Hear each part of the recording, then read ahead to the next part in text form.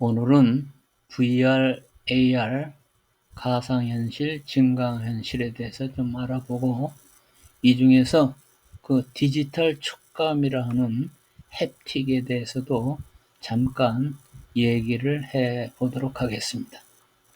우리가 늘 스마일 아이콘을 띄우고 스마일에 대해서 강조하고 있죠. 오늘은 좀 더 많이 웃을 수 있는 그런 하루가 되었으면 합니다. 여기 우리가 가끔 하늘에 이러한 무리를 지어 날아가는 새떼들을 봅니다. 그런데 이 앞에 가는 어떤 리더가 있을 거예요. 그리고 여기 뒤를 따라가는 파로들이 있습니다. 우리가 철새가 한쪽 지역에서 다른 지역으로 이렇게 멀리 이동을 할 때 그 리더의 역할도 중요하고, 그 다음에 파로의 역할도 중요합니다. 그런데 어떤 논문에 보면 이러한 그 철새가 이동할 때 상황을 임계 상황이라고 이렇게 얘기를 합니다. 왜 그러냐면은 생과 사를 넘나드는 그 경계선에 있는 것이죠. 그래서 이때 새들의 그 가치관이 바뀐다는 것입니다. 그래서 서로 이끌어주고 서로 감싸주는 그러한 어떠한 그러한 면도 볼 수가 있다는 것입니다. 그래서 지나가는 길에 맛있는 먹이를 설치를 하고 유혹을 해도 이 새들은 그거에 눈길을 주지 않는다는 것입니다. 왜? 임계 상황이니까. 가치관이 변했어요. 생사를 넘나드는 그러한 이동이기 때문에 그렇습니다. 그래서 이 철새들의 이 긴 여정에서 우리가 그 뭔가 배워야 될 점이 있다 하는 그러한 보고서를 본 일이 있습니다. 지난 1000년 동안 위대한 탐험가 5인이 있습니다. 그래서 1위는 크리스토퍼 콜럼버스인데 우리가 아메리카 대륙을 이렇게 발견한 것이죠. 2위는 제임스 쿡인데 타히티를 이렇게 탐험을 했고, 그 다음에 북쪽으로 베링 해협까지 이렇게 항해를 한 사람입니다. 그 다음에 3위는 닐 암스트롱으로 달 착륙을 한 것이죠. 학생 시절에 닐 암스트롱이 달 착륙한 것을 텔레비로 직접 보았습니다. 그때 할아버지는 그 광경을 믿지를 않았어요. 저거는 어디 사막 같은 데다가 모의적으로 이렇게 실험 장치를 해놓고 뭔가 가짜로 이렇게 실행을 하는 거다. 그렇게 얘기를 하셨어요. 지금도 그런 주장을 하는 분들도 있죠. 그 다음에 4위는 마르코 폴로인데 동방견문록을 쓰신 분이죠.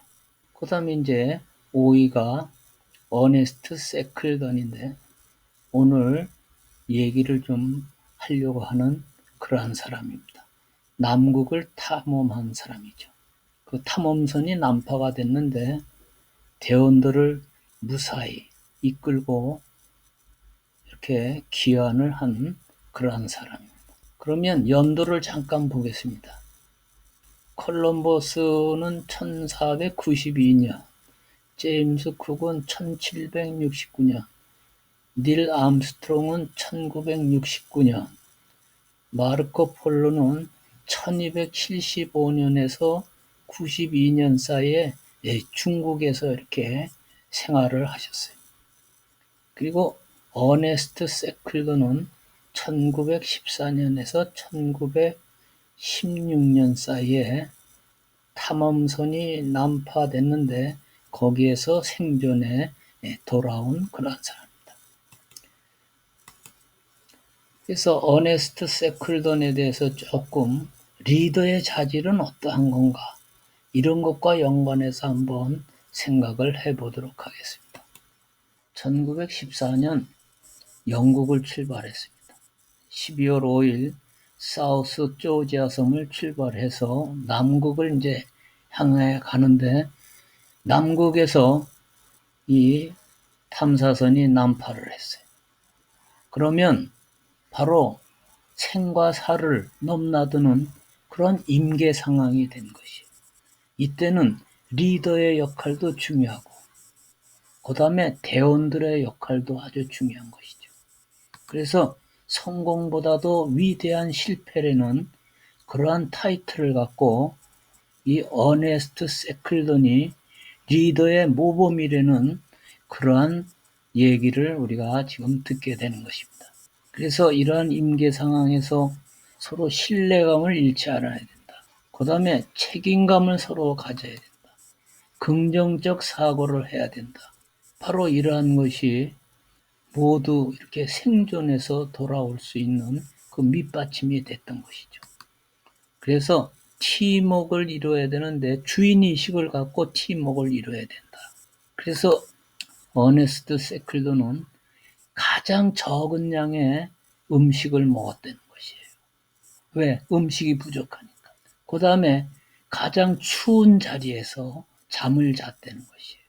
그럼으로써 자기 관리를 하고 팀워크를 이렇게 잃지 않도록 하고, 이 팀워크의 그 근본이 뭐예요?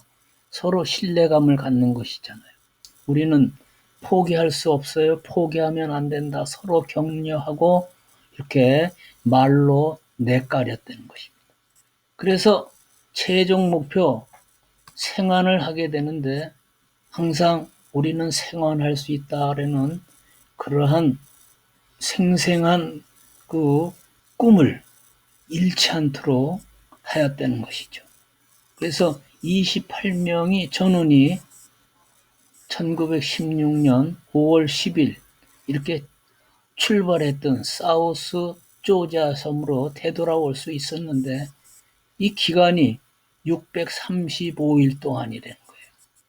그 남극의 추운 지방에서 635일 동안 서로 격려하고 리더와 파로가 서로의 역할을 잘 유지하고 서로 보듬으면서 이렇게 생환을 할 수 있었다는 것이 바로 이 어네스트 세클던의 이야기입니다.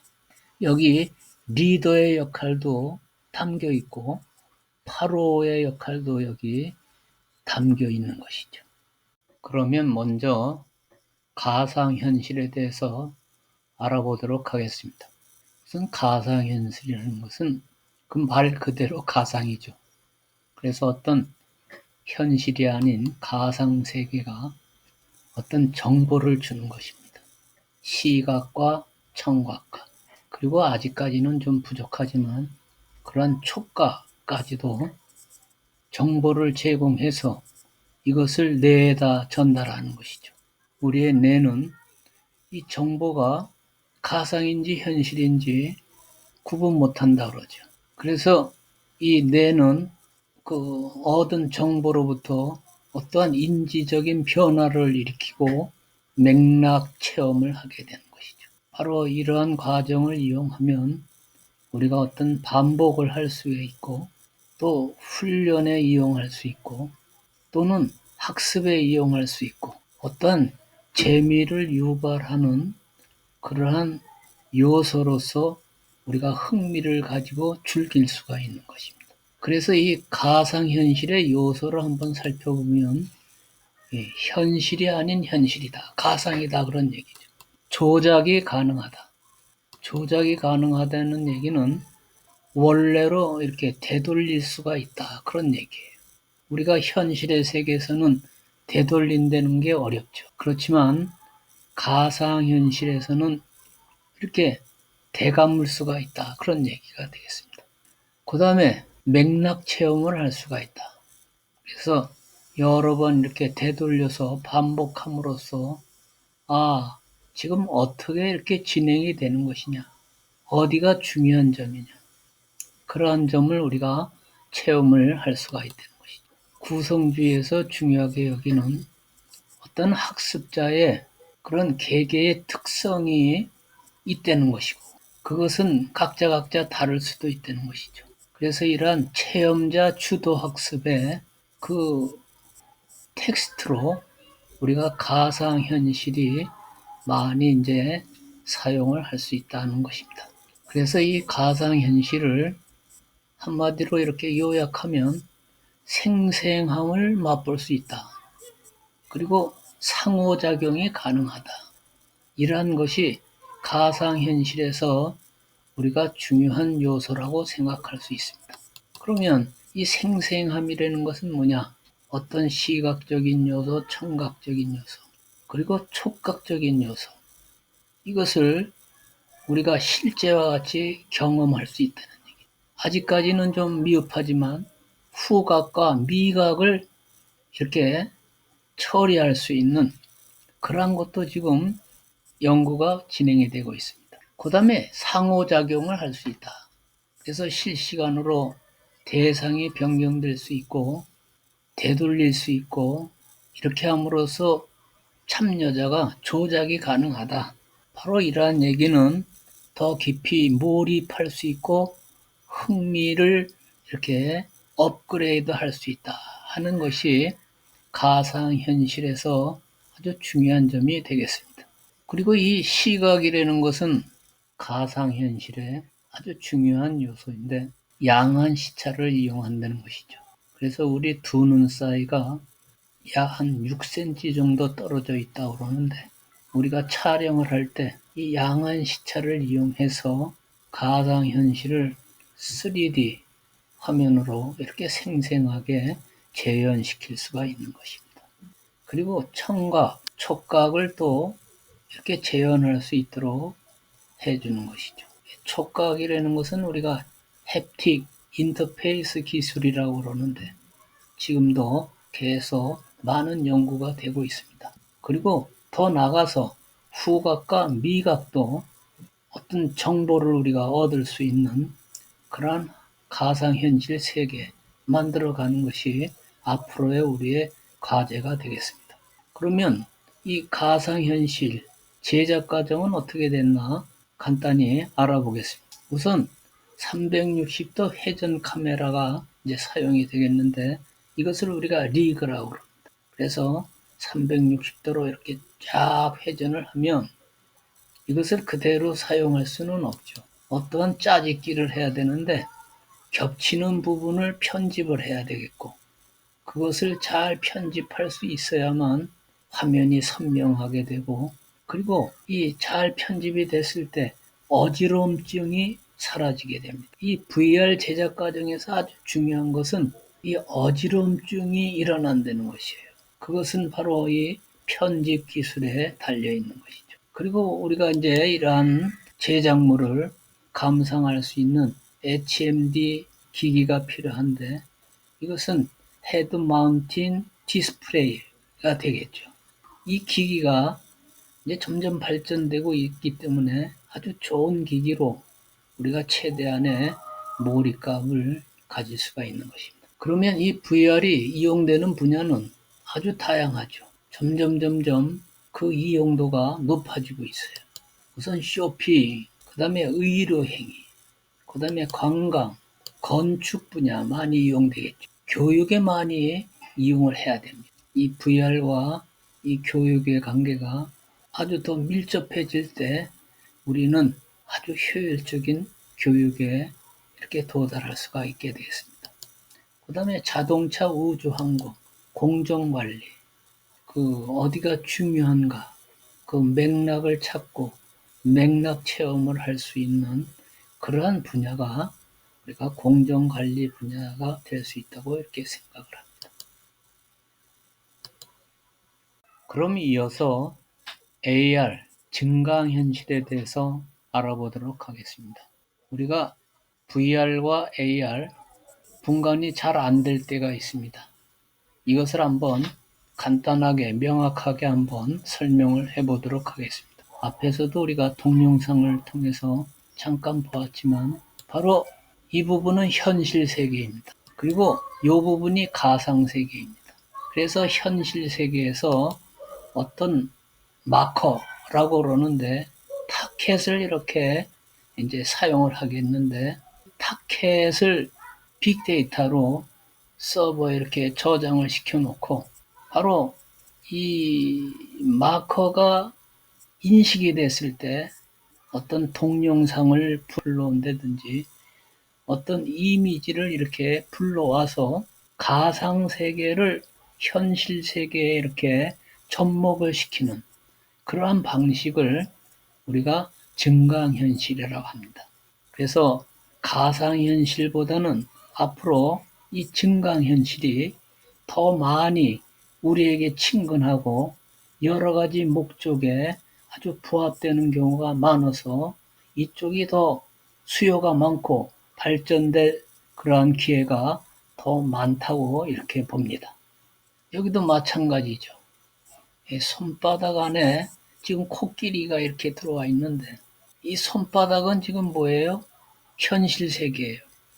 그리고 저 코끼리는 뭐예요? 가상 세계예요. 그래서 이러한 손바닥 안에 어떠한 작은 코끼리가 이렇게 들어와 있는 이러한 증강현실의 세계를 만들 수가 있고 그리고 우리가 구현할 수가 있는 것입니다. 그러면 VR, AR에 대한 비교를 다시 한번 해보겠습니다. 가상현실이죠. 이 그림은 크리스마스를 맞는 어느 풍경을 가상현실로 만들어 놓은 그러한 것입니다. 그 다음에 이거는 증강현실인데 현실의 세계에 똑같은 인물이 마커를 이렇게 인식을 하면 우산을 쓰고 이렇게 걸어 나오는 그러한 동영상을 가상현실로 만들어 놓은 것입니다. 여기 현실 세계가 있는데 가상현실은 완전히 반대편이죠. 현실과는 완전히 단절된 그러한 가상현실인 것입니다. 그러나 증강현실은 현실 세계에 어떠한 그 타켓을 기준으로 동영상이나 이미지를 이렇게 불러들이는 그러한 기술이 되겠습니다. 그래서 약간의 그 차이점을 우리가 잘 알아야 되겠습니다. 그러나 요즘은 혼합현실이라는 그러한 쪽으로 이렇게 기술이 발전되고 있습니다. 그래서 이 혼합현실과 증강현실은 그 경계선이 좀 모호한 점이 있습니다. 그래서 이들의 여러 가지 면을 한번 살펴보기로 하겠습니다. 우선 몰입도에 대해서 한번 알아보도록 하겠습니다. 이 가상현실은 완전히 현실 세계와 차단되고 어떠한 가상의 그 시각과 청각을 이용해서 HMD라는 그러한 기기를 눈에 이렇게 덮어 쓰고 그 정보를 입력을 받는 것이죠. 그래서 상당히 그 몰입도가 높을 수가 있습니다. 그러면 증강현실과 혼합현실은 그 몰입도에서 다소 차이는 있겠지만 역시 그 몰입도를 이렇게 높이는 쪽으로 많은 기기의 발전과 그리고 여러 가지 인터페이스를 지금 개발이 되고 있는 것이죠. 그 다음에 이제 상호작용을 한번 볼 것 같으면은 가상현실이나 증강현실은 그 청각이나 시각에 의존하는 상호작용에 의존하죠. 그러나 이제 촉각이나 후각이나 미각 쪽에는 많이 이제 접근이 덜 돼 있는 상태가 있을 수 있습니다. 그래서 어떤 마우스에도 그 촉각을 느끼게 한다든지 또는 어떠한 제스처나 동작에 의해서 구동이 되게 하는 이러한 상호작용, 우리가 연구를 하고 있지만 낮은 상태의 상호작용에 의존하고 있다. 이렇게 얘기가 됩니다. 그러나 혼합현실이라는 것은 좀 더 발전된 그러한 형태이기 때문에 여러 가지 그 동작이라든지 여러 가지 제스처라든지 또 여러 가지 그러한 센서와의 작동을 통해서 상호작용이 높아진 상태가 되겠습니다. 이러한 것이 혼합 현실에 이렇게 녹아 들어와 있는 것이죠. 혼합 현실의 상호작용은 이렇게 높아질 수가 있다. 점점 더 높아질 것이다 하는 것을 우리가 기대하고 있습니다. 어지럼증이라는 것은 HMD 기기에 의해서 차단된 몰입도를 생성되는 그 반대 여건으로 가상현실은 어지럼증을 잘 해결해야 되는 그런 문제를 안고 있는 것이죠. 그래서 혼합현실과 증강현실 이러한 쪽에서는 어지럼증이 좀 낮아진다고 볼 수가 있겠습니다. 요즘 메타버스라는 그러한 용어들이 나오고 있습니다. 이것은 VR, AR, MR을 더욱 발전시켜 환경 물체를 인식하고 그리고 이것과 상호작용하는 콘텐츠를 개발하는 그러한 것이라고 이렇게 생각이 됩니다. 우리가 앞으로 주목해야 될 그러한 분야가 되겠죠. 그러면 우리나라에서 VR과 AR의 발전 3단계 시나리오를 여러 달 전에 이렇게 발표를 했습니다. 그래서 1단계는 2022년까지 시청각 중심을 사용한다 이렇게 돼 있어요. 2단계는 어떤 표정과 햅틱 기술을 우리가 발전시켜서 이것을 이용해서 입출력을 한다 그렇게 돼 있는데 이것은 2025년까지 되겠습니다. 그리고 이제 3단계가 다른 오감, 정보를 뇌에 입출력을 시켜서 그것을 우리가 사용할 수 있는 단계, 이런 단계가 이제 3단계가 된다 하는 것인데 2029년까지 이러한 계획을 갖고 있다고 합니다. 여기 표정, 햅틱, 입출력은 이게 뭔가? 여기서 햅틱이라는 단어가 이제 우리가 좀 알아야 될 그러한 단어입니다. 이 햅틱이라는 것은 뭐예요? 이것은 어떤 촉감을 얘기하는 것이죠. 그래서 우리가 마우스를 이렇게 클릭할 때든지 또는 스마트폰을 이렇게 클릭할 때든지 그럴 때 실제로 어떠한 그 부드러움이나 단단함 이런 촉각을 느낄 수 있게 만들어 놓은 그러한 햅틱 인터페이스 기술이 상당히 연구되고 발전되고 있습니다. 우리가 촉감에는 어떤 질감과 역감이 있는데 앞에서도 얘기했지만 질감이라는 것은 그 표면의 그 감각, 부드러우냐 아니면 단단하냐 이런 등등을 우리가 질감이라고 그러죠. 그런데 근육과 관절에 위치 정보와 힘을 전달하는 그런 역감을 재현하는 그러한 것도 우리가 연구되고 있습니다. 그래서 우리가 이러한 것들은 어떠한 힘이라든지 또는 움직임이라든지 또는 어떠한 진동이라든지 바로 이러한 기계적 자극을 우리가 사용자의 신체에 어떻게 전달할 것이냐 하는 것이 중요한 관점이 되겠는데 우리가 이렇게 모터를 통해서 진동을 느끼게 하는 방식 또는 우리가 공기를 통해서 비접촉식으로 어떠한 힘을 전달하는 그런 방식도 생각을 할 수가 있는 것이죠. 결론적으로 얘기하면 어떤 기계적 자극을 사용자의 신체에 어떻게 전달할 것인가 하는 것이 중요한 그러한 연구 과제가 되겠습니다. 그래서 VR, AR 시장의 규모는 2016년에 4.8조 원으로 이렇게 잡으면 2020년에는 182.5조 원 정도로 이렇게 아주 급속하게 발전을 하고 있는 것입니다. 그리고 여기 그림에서 볼 수 있는 것과 같이 AR과 VR의 그 발전 추이는 AR이 훨씬 더 발전 속도가 급격하게 증가하고 있다는 것을 보여주고 있습니다. 앞으로의 전망도 그렇습니다. VR보다는 AR에 우리가 더 많은 그런 관심과 연구가 이루어지고 있는 것이죠.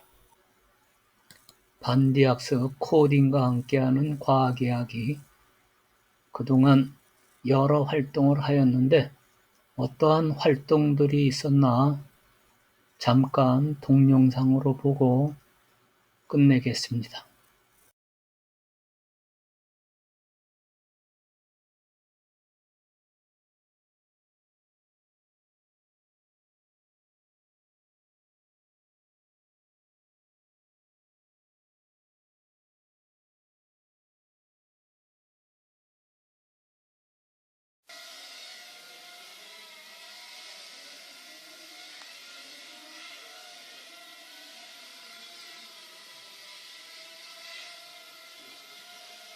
어이, 멋있게 되네, 지금.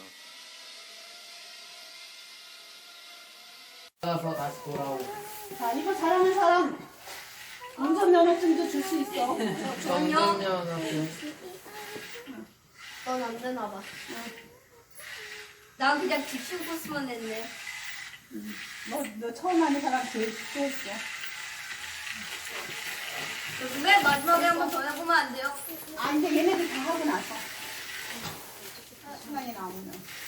자, 이제 이제 이런 것들이 뭐냐면은, 여기 앞에 모션 블록이어서 여러분들이 코딩이 좀 어려운데, 모션 블록은 자율주행차 있잖아. 네. 사람이 없어도 이게 저절로 가게끔 하는 거. 앞에 센서가 있고, 이제 이런 원리로 다 하는 저 거거든. 센서 있어요 집에.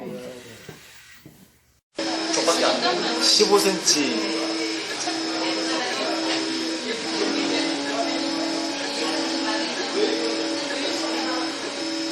그렇진 않아요.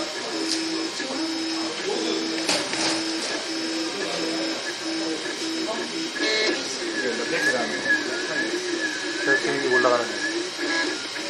USB 먼저 꽂아요. 너 USB 꽂으니까.